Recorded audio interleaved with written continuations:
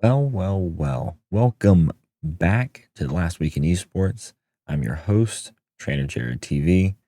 And last week, there were some pretty big implications going on. Rocket League had a bunch of finals to really secure spots for majors and worlds. CSGO had a Blast Premier event, and League of Legends is still Riot's child. But are they really taking care of it? Let's dive into it.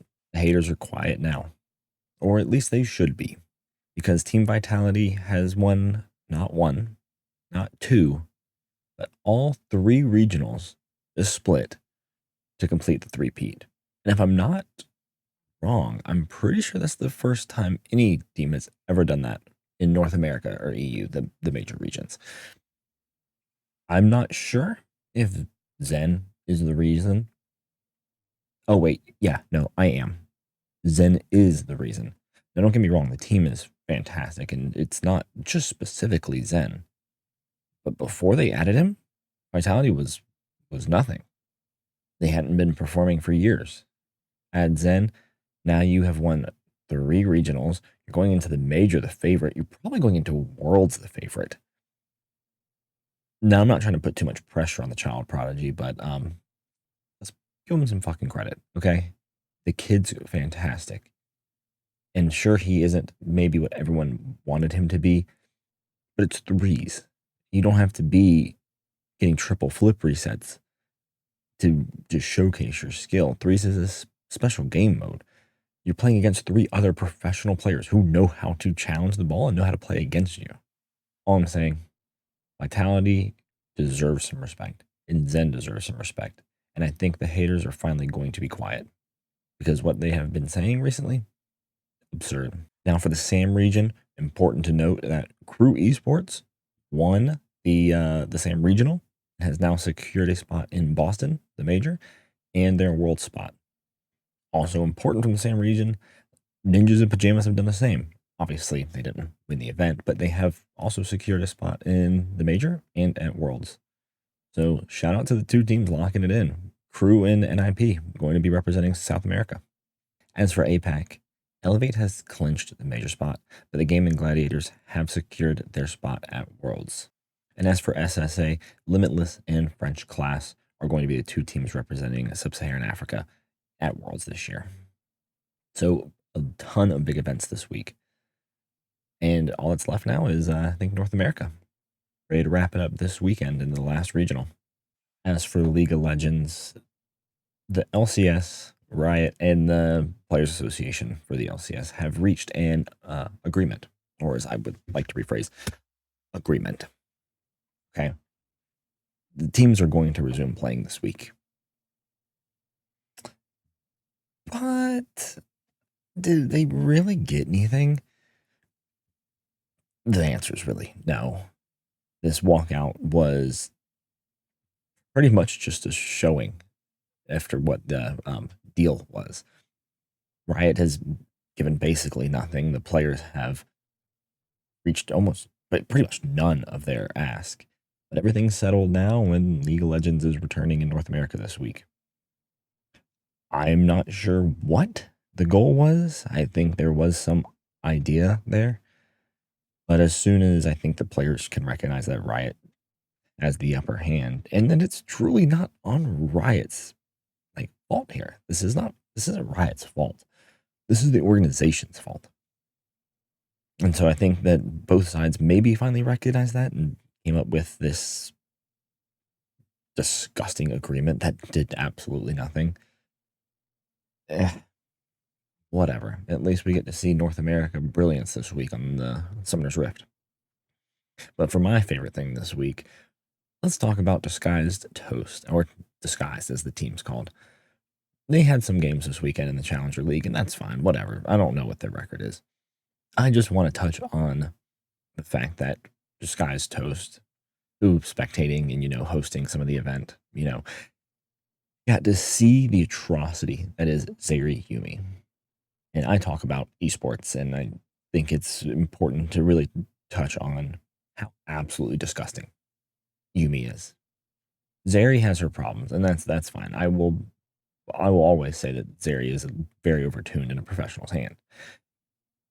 But Yumi is legitimately game breaking, does not fit in League of Legends, and having someone who is co-streaming the event witness the atrocity that it is brought a smile to my face. Someone else sees the pain. This rework on Yumi is quite possibly the worst rework Riot has ever done. And their responses to it and to the criticism and the feedback are really not good. They're not well founded in data. They seem almost anecdotal and almost a cop out to the bigger issue that they don't want to recognize that Yumi is a mistake. So we'll see. I know some regions have it as pick ban right now. We will see what happens when it comes to LCS this week. But Yumi does not belong in the game. Biggest week for CSGO. The Blast Premier Spring Final did wrap up, and Heroic did take home the W. We had Vitality taking second, so a big week for Vitality. And we had G2 and Imperial rounding out 4, respectively. This was pretty big, though. The Spring Final is done, and so now we have about a month until the fall groups start as we slowly work our way towards that Blast Premier Final. It's going to be interesting. I'm personally, invested in seeing how how this event goes, especially with CS2, coming hopefully in the future. I think this is the last Blast Premier event, but I wonder when CS2 is launching, and then is this going to like conflict with that? Either way, big stuff going on. World's Finals is obviously a few months away, but the fall groups are going to start soon. Very exciting. Now for my segment where y'all get to listen to me rant. Let's talk about North American Talent League. So this week, what happened was a team named Hogan Mode, who notoriously has some great players, has Scrubkilla, a former world champion, has Growly and Rezi, right? Great players. But Hogan Mode, a top 4 in the Europe regional. Amazing feat. Truly amazing feat. Especially for a team that's not signed with anybody, isn't going to go to Worlds, isn't going to make the major. But what's really important here is to recognize that Europe has this happen quite often. It may be not top 4, but you have these almost bubble teams form consistently and then perform and knock out top teams. This is not an uncommon occurrence in Europe. However, in North America, we don't have an equivalent to Hogan Mode. We don't have an equivalent to those bubble teams. Our top 16 is consistently a top 16. But where the problem lies is that North America doesn't build talent. And that became apparent this weekend on Twitter when Europe's regional was going on. And you have all the North American pros really begin talking about, how the North American scene is. And a lot of admittance from a lot of players that it's all friend groups. It's all ranked 2s. You become friends with somebody, they'll give you a chance. Maybe. You play ranked 2s, get high enough rank, get noticed, make friends, bam. That's your in. There's no other way to get in on these teams. Teams don't take a chance in North America. And that's almost understandable from a business sense. Why would you take a risk on a team? You're doing well. You could probably be doing better. But like take NRG, for example, and I'm not bad-mouthing NRG. They've had the same roster for 3 years now. And they've consistently been underperforming recently. So, I mean, what's the end game here? Is North America going to start building talent, picking up talent? It doesn't really seem like it. Even with the discussion this weekend, North America is not good at building or fielding talent. These teams don't make it in. And then they break up. And then 2 players go and find a new third, and then they don't make it. And it's so much trial and error, and there's no success at the end of that road. So is North America going to build talent in the future? Hopefully. Chicago put it the best, I think. He said that, players in North America all want to hit clips now. It's not to get good. They don't play to get good. They play to farm for their montages and their YouTube videos and their TikToks. And that's neither here nor there. But it's important to really see how some of these players view the actual talent that's out there in North America. I don't think really any progression was made with the discussions this weekend, but it is really important to see the differences in North America and Europe. And those differences are going to be on full broadcast at the Boston Major. When Europe comes to North America, it beats the shit out of all the North American teams. I think that's expected, and I think that that's going to happen. As an NA faithful and fan myself, I'm not excited to see BDS, Moist, Vitality, any of these teams, Liquid, come to North America. Carmine Core, again, I don't want to see it. Because these teams are building players and talent that have formed a competitive field. North America has not reached that yet. Without further ado, let's hop into the top 5 so you can see just how good Zen is and a few other pros. Though it's a great idea in theory, it's just good patience from Imperial. And yeah, we see Nico going for it as well. Okay. Oh my goodness, Nico 3K. De longe, gol que o Royales gosta de fazer muito, inclusive, né? Consegue aí o desempate para a equipe que... Nossa senhora, KNS! Você é estranho, meu filho! A bola no alto tomou-lhe ali tapa, mas ele recupera e crava o 2-2. Down by Staker as the double demo comes in on the back line in favour of Vitality.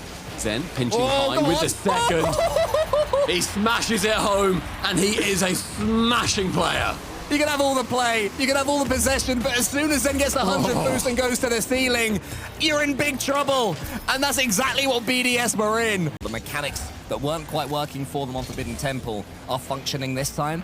That's making BDS take another step back. Look at the redirect, look at the finish. It's pure brilliance. Oh my good golly gosh, that is outrageous. Zen with a sidewall redirect for the ages. An alpha to receive. See if he's gifted anything here. Because inflicting damage is... Okay, wait a second. No. Flashing his way through the Molotov as well.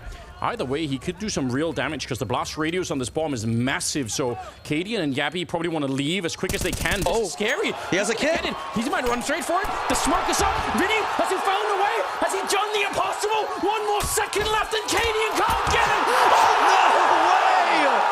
Yes! That's what I'm talking about right there. That's Counter-Strike.